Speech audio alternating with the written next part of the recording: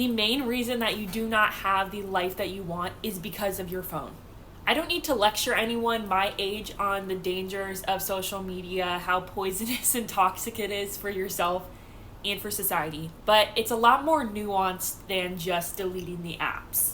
Especially when you've been on the internet for a long time, deleting the apps doesn't really solve anything. All the advice that I could find on how to quit social media and spend less time on your phone basically relied on you just not being on it, just having the discipline and self-control to not be on it, which if you had that, you wouldn't be having the problem in the first place. So we need a little bit more of a nuanced strategy.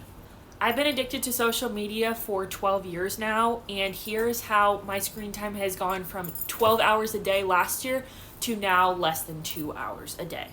Number one is switching the kind of content that you're watching, okay? I would argue that 60% of the poisonous nature of social media is short form videos. You might have a different opinion, but I do know for sure that if you can at least get yourself to a point of watching YouTube instead of TikTok and Instagram Reels, you will be a lot better off. And so that's what I did. So I deleted TikTok and Instagram off of my phone. And I know that that kind of sounds like the blanket advice that everyone gives, but it took me probably 3 cycles of deleting it off my phone and then re-downloading it to get to a point where I could leave it off completely. Now, I still go on Instagram on my browser, but it's just such a bad experience that it's not fun to watch, and you can really barely watch TikTok on mobile browser. Making it less satisfying is a really big part of getting off of that short form content. How the progression went for me was going from TikToks to short YouTube videos, to medium length YouTube videos, to long YouTube videos, podcasts, and long TV shows. I know you might argue, well, I'm just switching to a different kind of content. How is that going to help me? A large chunk of the problem, I would say 60%, is the short form scroll. It just delivers so much dopamine. The things that your brain goes through when you're watching short form content are super harmful to the brain. YouTube, unfortunately, does not give you the option to hide shorts within the app. During that transition period, right after I deleted TikTok, I did find myself going to shorts and scrolling a lot. And then I realized that, in my opinion, the TikTok algorithm is so much more addictive, and there is some good stuff on YouTube Shorts, but it's just not quite the same. Another strategy to reduce your social media usage is to really let yourself dive in and understand how toxic these apps truly are. And we all have a fundamental understanding that they're bad, but we don't quite know how bad. One resource that honestly really helped me was the Dad Challenge podcast. Now, not everyone's going to agree with him and his beliefs, but he makes videos about child exploitation, family vloggers, those topics. And what it helped me see was all of the ways that people do these insanely immoral things for money, including showing their children. I think everyone can get on board with the idea that exploiting children is not a positive thing for society, and it just shows you how desperate these apps make you feel for money, for clout, for fame. It's honestly disgusting. Me understanding how badly this has affected the world and these individual families really helped me get off the apps, because I didn't want to give those people that kind of attention. Letting myself get swept up in drama every other week that I would forget about the next week, when I could be building something truly meaningful with my life that can last forever. A major reason that many of us are so reliant on watching content constantly is that it does provide a relief from, if you're an overthinker, If you're an overthinker, it dulls your thoughts down a little bit so you don't feel as anxious.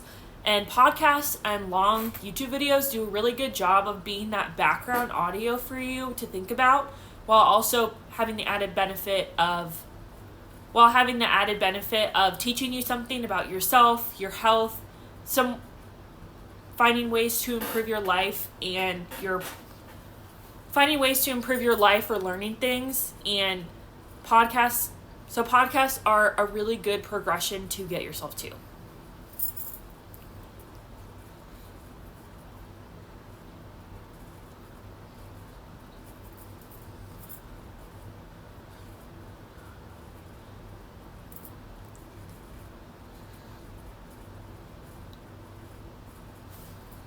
And on that note, if you are kind of invested in some like TikTok drama, and part of what you enjoy on TikTok is like those rabbit holes of finding people's accounts, luckily for you, there are a ton of creators on YouTube that create, compilations of these kind of things and break down drama. I know it's not probably the healthiest thing to consume, but if you feel that FOMO that keeps you from quitting short form content, that is an option for you to wean yourself off.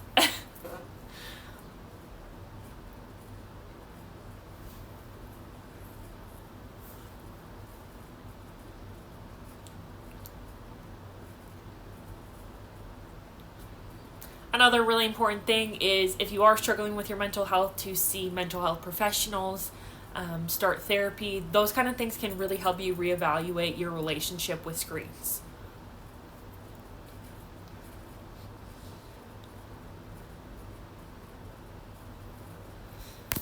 A major reason that many of us are so reliant on watching content constantly is that it does provide a relief from, if you're an overthinker, it dulls your thoughts down a little bit so you don't feel as anxious. And podcasts and long YouTube videos do a really good job of being that background audio for you to think about, while having the added benefit of teaching you something about yourself, your health, finding ways to improve your life, or learning things. And on that note, if you are kind of invested in some like TikTok drama, and part of what you enjoy on TikTok is like those rabbit holes of finding people's accounts, luckily for you, there are a ton of creators on YouTube that create, compilations of these kind of things and break down drama. I know it's not probably the healthiest thing to consume, but if you feel that FOMO that keeps you from quitting short form content, that is an option for you to wean yourself off. When I was first reducing my social media usage, I tried to have a very compassionate view towards myself, where I would tell myself, these apps are designed to be addictive, they're doing exactly their job. And I think it's good to be compassionate towards yourself, but it's also not helpful in this situation, because I would just let myself fall into these TikTok rabbit holes because I'd be like, well, I can't help it. This is how my brain works and they hacked it, blah, blah, blah. We still have autonomy. We still have power. You see these comments of like, how is this app free on really funny or really interesting videos? And the fact of the matter is, the apps are free because your attention is the product that's being sold and it's being whittled away from you. All of your dreams are going to sit by the wayside because these apps steal every second of your life. You simply need to quit these apps, if for no other reason than to let yourself stop being a blind follower of everything that these people push on you, to think for yourself, to build your dreams, to be a better daughter, sister, friend, brother, any of the above. If you want to build anything truly meaningful in your life, you need to get off these apps. I know a lot of people are really struggling right now, and a very common attitude towards this problem of social media addiction is, oh, I don't care, I don't have anything else meaningful to do. People just succumb to the addiction. And I would really urge you to find something else outside of these apps that gives you a reason to get off of them. There's so many things in this world. It could be exercise, spending time outside, writing, reading, painting. Literally any of the above is so much better and more helpful for the world than you spending more time on these apps. I'm proud of you for trying to reduce your usage. I know you can do it.